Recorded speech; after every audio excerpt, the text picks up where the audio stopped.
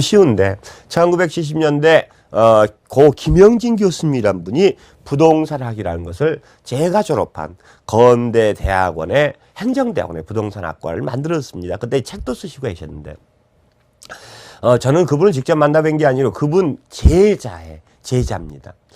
근데 이제 저희들이 이제 뭐 거의 주류가 돼갑니다만은 하여간 자, 그때 공부하셨던 분들, 초창기 공부하셨던 분들은요, 이런 법률, 경제, 기술 쪽 중에서 이 법률, 행정 쪽을 전공하셨던 분들이 거의 대부분 부동산학을 공부를 많이 하셨습니다. 제 논문 지도 교수님도 그렇고, 거기 인사님들도 그러셨습니다. 그러다 보니까 그때는 부동산의 어떤 학문적 정의라는데 딱 한마디로 떨어진 게 뭡니까? 이 토지 및 정착물이라는 개념이 한마디로 떨어지다 보니까 아무 말 없이 부동산 하면 협의의 부동산은 뭐 토지 및 그 정착물을 바로 협의의 부동산으로 보는 것이 아주 일반적인 겁니다. 그래서 협의의 부동산은 뭐를 포함한다? 바로 토지하고 토지 위에 있는 거죠. 토지 위에 정착물을 보고 우리는 협의의 부동산이라고 얘기한다라는 것들. 원래 부동산은 이렇게 복합 개념으로 봐야 되지만.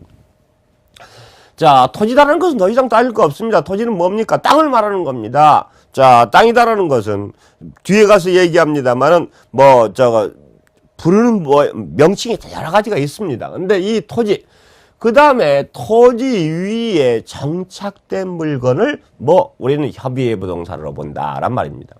근데 정착돼 있다는 것은 뭐예요? 딱 붙어가지고 어떻게 됐다? 바로 떨어지지 않는 게 바로 정착물입니다. 물론 붙어 있는 것도 억지로 떼어내려면 떼어내죠. 하지만 보통 토지의 정착물은 이런 토지 위에 있는 건물 같은 거 떼어내기 힘들죠. 건물 같은 거 기타 도로라든가 그 다음에 다리 같은 거 그 다음에 농작물 같은 것도 있고 그 다음에 인목 같은 것도 있습니다. 기타 여러 가지가 있습니다. 자, 근데 제가 이렇게 쭉 쓰는 이유가 뭐냐면요. 우리가 일반적으로 토지는 하나의 독자적인 소유권의 대상이 됩니다. 하나의 물건으로 취급하죠. 토지는 하나의 물건 중에서 바로 부동산을 취급합니다. 자, 그러면 하나의 물건이다라는 것은 별개의 소유권의 객체예요. 소유의 객체가 된다라는 얘기입니다.